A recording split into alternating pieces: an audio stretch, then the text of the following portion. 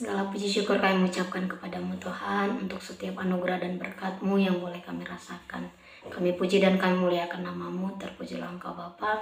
Pagi hari ini juga kami serahkan hidup kami ke dalam tangan-Mu melalui renungan pagi hari ini. Kiranya Tuhan yang menyertai dan membimbing kami seturut dengan kehendak-Mu agar kami semakin bijaksana dalam menjalani kehidupan kami. Terima kasih Tuhan, berfirmanlah Engkau di dalam Yesus Kristus kami berdoa. Amin. Selamat pagi untuk kita seluruhnya jemaat Tuhan yang terkasih. Yang menjadi nas renungan kita untuk pagi hari ini diambil dari kitab 1 Petrus 4 ayat 8. Beginilah dikatakan, tetapi yang terutama kasihilah sungguh-sungguh seorang akan yang lain, sebab kasih menutupi banyak sekali dosa. Alai dijolo ni saluhutna marsi haholongan situtu mahamu, ai dihukupi haholongan ni rohaido godang dosa. Demikian firman Tuhan. Bapak Ibu, Saudari yang terkasih di dalam nama Tuhan Yesus Kristus, tidak sedikit orang yang sulit mengasihi karena masih diselimuti oleh kemarahan, menyimpan kebencian dan akar pahit dengan orang lain, sehingga hal itu menjadi penghambat bagi seseorang untuk mengasihi orang lain. Jika kita sungguh-sungguh mengasihi orang lain, maka yang kita teladani sesungguhnya adalah Yesus Kristus yang juga sungguh-sungguh mengasihi kita tanpa syarat, tanpa memandang siapa kita dan bagaimana kesalahan kita, mengasihi kita tanpa memandang diri kita. Bapak Ibu, Saudari yang terkasih di dalam nama Tuhan Yesus Kristus, oleh karena itulah dalam nats ini Petrus menuliskan bahwa sebagai orang yang percaya hendaklah kita mengutamakan kasih di dalam kehidupan kita, kasih dengan sungguh-sungguh dan saling mengasihi. Kata sungguh-sungguh di sini dirujuk untuk memiliki arti yang mengajak kita untuk berusaha keras seperti atlet yang terus berusaha berjuang agar ia bisa mendapatkan sebuah kemenangan. Demikian seorang Kristen yang diajak untuk kiranya tetap berusaha dan berjuang agar hidup di dalam kasih. Itu mengapa Petrus mengatakan bahwa kasihilah sungguh-sungguh seorang akan yang lain. Lalu kita lihat di kalimat berikutnya ada kata menutupi banyak sekali dosa. Menutupi dosa bukan berarti bahwa dengan mengasihi sesama kita, dosa yang kita perbuat setiap hari akan hilang. Bukan itu yang Rasul Petrus maksudkan. Melainkan yang ia maksudkan ialah bahwa bukan berarti sebuah usaha untuk menebus dosa dan kejahatan dengan banyak berbuat amal. Dosa manusia hanya bisa dihilangkan melalui penebusan darah Kristus itu sendiri. Tidak ada jalan yang lain. Lalu menutupi dosa yang bagaimanakah yang dimaksudkan oleh Petrus dalam hal ini?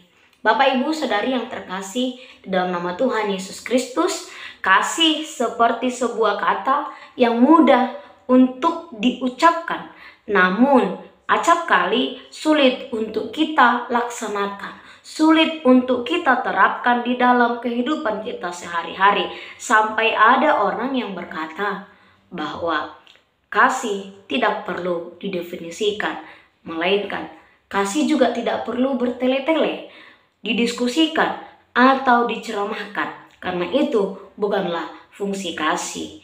Sebab kasih hanya perlu dilakukan dan dilaksanakan dengan sungguh-sungguh dan bukan dikatakan atau diceramahkan.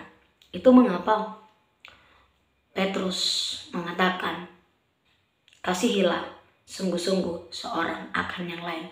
Setiap harinya kita perlu berusaha dan bekerja keras agar kita hidup di dalam kasih melalui tindakan kita setiap hari kita tunjukkan dan kita aplikasikan di dalam kehidupan kita kepada orang-orang di sekitar kita, kepada keluarga kita, kepada orang-orang di lingkungan kita, dan lain sebagainya.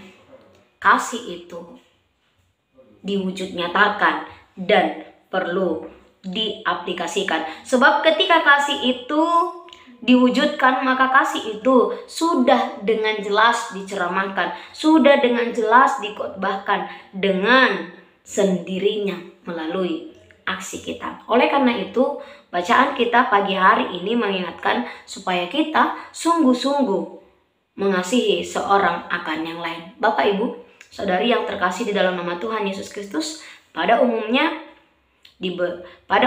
kasih diberikan dalam wujud memperhatikan, dalam wujud melayani, rela berkorban, memberikan apa yang diperlukan orang lain, dan bahkan memanjakannya. Dengan mengasihi maka tidak ada lagi orang yang mengungkit-ungkit masa lalu. Nah, ini penting kita perhatikan. Ketika kita benar-benar mengasihi, maka kita tidak perlu menghakimi. Ketika kita benar-benar mengasihi, maka kita mampu untuk memaafkan. Ketika kita benar-benar hidup di dalam kasih, kita tidak akan memandang siapa seseorang tersebut dan tidak akan pernah membedakan orang-orang di sekitar kita menurut status sosialnya atau apapun itu. Seperti Yesus yang mengasihi kita tanpa memandang siapa kita. Dengan mengasihi maka tidak ada lagi orang yang mau mengungkit-ungkit, melainkan bersedia menerima orang tersebut dengan apa adanya, dengan bagaimana kondisinya, dan rela untuk membimbing. Bukan fokus kepada kesalahan, tetapi fokus kepada memperbaiki kesalahan. Itulah yang dikatakan atau cara untuk menunjukkan kasih itu kepada orang lain.